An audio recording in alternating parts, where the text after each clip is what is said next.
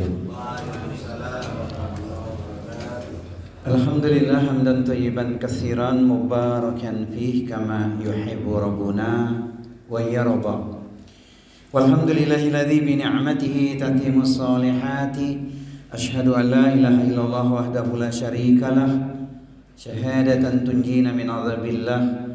Wa asyhadu anna Muhammadan abduhu wa rasuluhu la nabiyya ba'dah. Amma ba'du. Qala Allah ta'ala fil Qur'anil Karim wa huwa asdaqul qailin ya ayyuhalladzina amanu taqullaha wa kunu ma'as shadiqin. Wahai orang-orang yang beriman, bertakwalah kepada Allah dan bersamalah dengan orang-orang yang benar. Orang yang benar disebut ahlul khair, pecinta ilmu, perindu surga, ahli ibadah, ahli taat, ahli taubat, ahli syukur, ahli sabar, ahli Quran, ahli silaturahmi, ahli kebaikan. Malam hari ini insyaallah berada di Masjid Baitur Rahim. Amin ya rabbal alamin. Semoga kita semua termasuk di dalamnya. Amin Allahumma amin. Bapak Ibu sekalian, pecinta ilmu perindu surga, tema ini sebenarnya sudah dilakukan, yaitu bukan sekedar menyambut tapi menjamu puasa Ramadan. Setidaknya sudah dilakukan 4 hal. Pertama, isti'dadul ilmi, persiapan ilmu. Fikus siamnya sudah dibuka, sudah dilakukan tarahib Ramadan. Yang paling penting adalah prakteknya. Ketika masuk Ramadan senang, bahagia, menunjukkan ada kecintaan secara khusus. Oleh karena itu kalau kita senang, ibadah jadi ringan. Inilah Ramadan yang kita tunggu. Saatnya menata diri dan kalbu. Dengan puasa kita raih ridha Allah selalu, agar diampuni seluruh dosa di masa lalu. Makanya yang sehat tak puasa, kata Bang Haji, terlalu. Nah gitulah kira-kira. Semangat luar biasa. Sudah paham apa yang wajib, apa yang sunnah, apa yang makruh, apa yang maslahat, apa yang manfaat, atau apa yang afdoliyah. Dan yang paling ditakutkan adalah ketika ibadah puasanya tidak bernilai karena gugur pahalanya, cuman gugur kewajibannya. Itu yang ditakutkan. Maka isti'dadul ilmi sudah dilakukan. Yang kedua, berharap persiapan fisiknya pun telah dimiliki dengan baik. Karena di bulan Sya'ban lalu sudah berpuasa. Nabi mencontohkan hampir sebulan penuh puasa. Kita paling tidak bisa mengambil momen yang lalu itu Senin, Kamis, Ayyamul Bid, atau paling tidak sempat puasa di bulan Sya'ban. Insya Allah fisiknya sudah prima. Yang ketiga disebut isti'dadur ruhiyah, persiapan rohani. Dan itu yang terus kita jaga sampai hari ini, yaitu semakin dekat kepada Allah Subhanahu wa taala. Amalannya diantaranya sedikit tidur, banyak minta ampun. Allah sangat senang ketika kita mengetuk pintu langit di penghujung malam sampai kumandang azan subuh. Oleh karena itu tidak kita lepaskan walaupun kita sudah sholat tarawih. Malamnya sebelum sahur tetap kita lakukan setidaknya 2 rakaat. Bisa syukril wudu, bisa tahajud, bisa sholat sunnah mutlak, menjadikan kita lebih bersemangat. Kemudian akhirnya pelaksanaan sahurnya bukan last minute, tapi mengakhirkan sahur, itu sunnahnya. Nah ini secara rohani. Kemudian yang tidak kalah penting adalah isti'dadul mal, yaitu persiapan finansial. Karena amalan kita di bulan Ramadan ini diantaranya ditentukan dengan bagaimanakah kita mendistribusikan harta yang telah Allah titipkan kepada kita lewat sarana zakat, infak, dan sedekah. Nah malam hari ini saya ingin menginspirasi saja bagaimana ibadah itu agar bisa maksimal. Ulama mengatakan jadikan seolah ini Ramadan terakhirmu. Kalau sudah ini bak Ramadan terakhir, pasti kita akan bersungguh-sungguh untuk memacu amal. Bedakan antara yang penting puasa dan pentingnya puasa. Kalau yang penting puasa, ya selesai, sudah. Padahal Nabi mengingatkan, rubba shaimin laisa lahu min siyamil al-ju' wal 'atash. Betapa banyak orang yang berpuasa itu hanya cuma dapat lapar dan dahaga, gugur atau tidak sempurna pahalanya. Maka di antara rambu-rambunya hendaknya kita ingat, yaitu man lam yada qaula zuri wal amala bihi falaisa lillahi hajatun fi ayada'a ta'amahu wa syarabahu.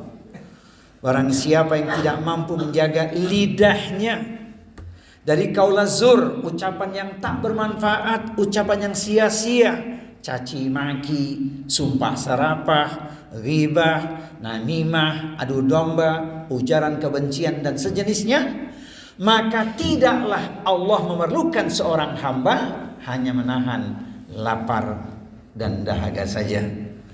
Ini namanya yang penting puasa. Apalagi salah memaknai sebuah kalimat yang dianggap hadis. Kita cari rujukannya, dari mana lafaz ini keluar? Ada di sebuah kitab. Kalau kita menemukan kalimat-kalimat yang diperdebatkan, jangan kita yakini, ambil sebagai hikmah saja. Contohnya, man farika bidukhuli Ramadan haramallahu jasadahu ala niran. Barang siapa bergembira dengan masuknya bulan Ramadan, maka jasadnya diharamkan dari api neraka. Tidak kita temukan siapa yang meriwayatkannya. Tapi ini kalimat yang menjadikan motivasi buat kita. Tidak usah diyakini, tapi isi dengan amalan yang terbaik. Dan itu ada di sebuah kitab. Ada lagi sebuah hadis yang dimaknai bagus diamalkan daripada melakukan hal yang sia-sia, yaitu naumus shaim ibadatun. Tidurnya orang yang puasa adalah ibadah. Apa yang terjadi? Ba'da subuh tidur sampai jelang zuhur, ba'da zuhur tidur sampai asar, ba'da asar tidur sampai jelang maghrib. Ini kan bahaya. Ini puasanya anak TK. Walaupun sunahnya tidur itu ada. Tapi kalau hadis itu diyakini, nah ini tidak sempurna nanti. Itu baru yang penting puasa. Baru yang penting puasa. Nah hendaknya kita memotivasi dengan kalimat pentingnya puasa. Nah pentingnya puasa itu banyak. Pertama, mengembangkan kesabaran dan ketaatan. Tidak ada amalan apapun yang sukses tanpa kesabaran dan ketaatan. Maka sabar itu lengkap. Sabar mentaati Allah, sabar menjauhkan diri dari maksiat atau dosa, dan sabar menerima ketentuan Allah. Semua amalan harus dilandasi dengan kesabaran. Maka Allah Subhanahu wa taala memberikan reward bagi ahli sabar itu luar biasa. Innama yuwaffas sabiruna ajrahum bighairi hisab. Hanya orang-orang yang bersabarlah yang diberikan kepadanya pahala yang luas tanpa batas. Quran surat Az-Zumar surat yang ke-39 ayat di nomor 10. Saya melihat jamaah di sini ahli sabar semua ini. Amin. Kalau masih sabar berarti kultumnya boleh lanjut dong. Kultum kuliah 17 menit katanya. Masya Allah. Setahun sekali ya, tambah apa? Tambah 10 menit boleh nggak? Setahun lagi masih lama kita jumpa ya, supaya menyematkan pesan ini sampai di hati gitu. Jadi yang pertama adalah pentingnya puasa itu membangun kesabaran dan ketaatan. Kemudian yang tidak kalah penting adalah menguatkan spiritualitas seorang muslim. Kalau spiritualnya sudah kuat, maka ibadah yang dilakukan itu tidak menjadi beban, tapi menjadi kebutuhan dan kenikmatan. Ini yang paling penting. Makin dekat nanti berakhirnya Ramadan, makin terasa sedih. Dan kalau sudah berakhir Ramadan, muncul pertanyaan, apakah puasaku diterima? Apakah gelar la'alakum tatakun aku genggam? Begitulah orang yang kuat spiritualitasnya, karena merasa begitu cepatnya Ramadan berlalu. Walaupun hari ini kita baru masuk di hari yang ketiga ya puasanya, Masya Allah. Tapi terasa akan cepat. Nah kemudian pentingnya puasa itu adalah membangun spirit moralitas. Orang yang sukses puasanya itu akan terlihat akhlaknya. Maka ada ungkapan yang sangat menarik dari seorang Syekh Muhammad Abduh Wa likulli ibadatin minal ibadati sahihah atharun fi takwimi akhlaqi qaimi biha. Setiap ibadah yang dilakukan dengan baik dan benar niscaya akan memberikan pengaruh yang signifikan terhadap moral atau akhlak seseorang. Jadi lihatlah orang yang najih, yang sukses menjalani puasa Ramadannya, pasca Ramadan terlihat mulia akhlaknya, makin santun, makin tawadhu, makin istiqomah. Ini menunjukkan sukses dia menunaikan menjalani puasa Ramadan yang sebulan itu. Semoga kita termasuk di dalamnya. Amin ya rabbal alamin. Nah, inilah diantaranya pentingnya kita puasa. Jadi spiritualitas bagus, moralitas bagus. Nah, kemudian yang tidak kalah penting, sebagaimana janji Allah Subhanahu wa taala, orang-orang yang menunaikan puasanya dengan baik dan benar itu akan dapat gelar yang paling istimewa.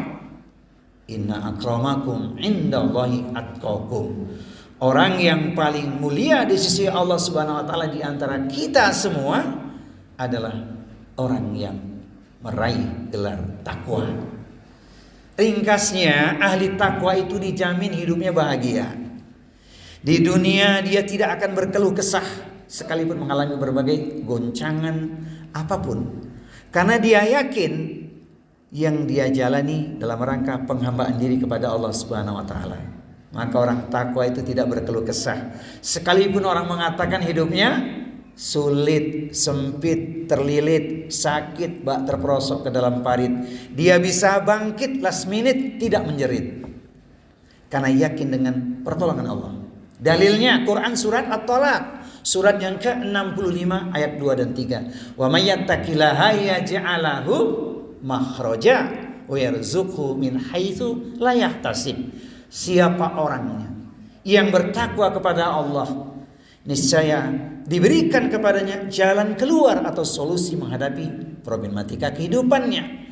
Bahkan diberi rizki lewat arah yang tak disangka-sangka. Inilah ahli takwa bahagia di dunia. Maka benar orang takwa itu sudah merasakan surga di dunia. Itu baru bicara tentang surga dunia. Masuk ke masjid, majelis ilmunya di masjid, majelis ilmu taman surga.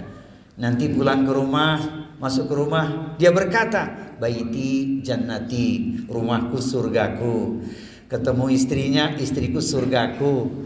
Lihat anaknya, anakku surgaku. Ketika dalam pertemanan bertemu dengan sahabat, karena seiring sejalan, visinya sama, ingin sama-sama ke surga, sahabatku surgaku. Saya menutup dengan pesan Al-Quran. Bahagianya ahli takwa itu insya Allah bukan saja surga dunia digenggam bersama, tapi insya Allah nanti dipertemukan di surganya Allah Subhanahu wa taala.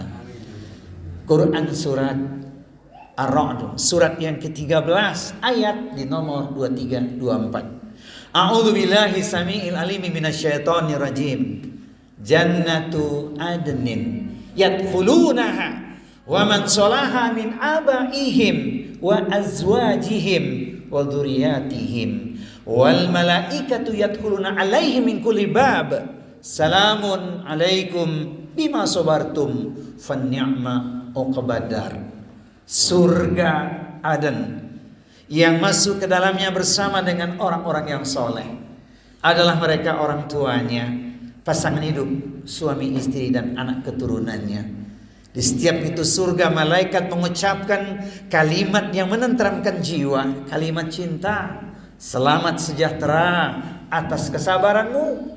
Inilah nikmat tak bertepi, tak berkesudahan, engkau menjadi penduduk surga.